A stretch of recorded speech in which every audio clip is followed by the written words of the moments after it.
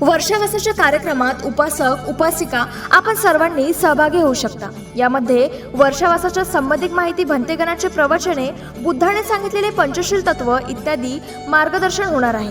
तरी ज्या ज्या ठिकाणी बुद्ध विहार असेल, जर आपल्याला विहाराचा कार्यक्रम दाखवायचा असेल तर संपर्क साधा।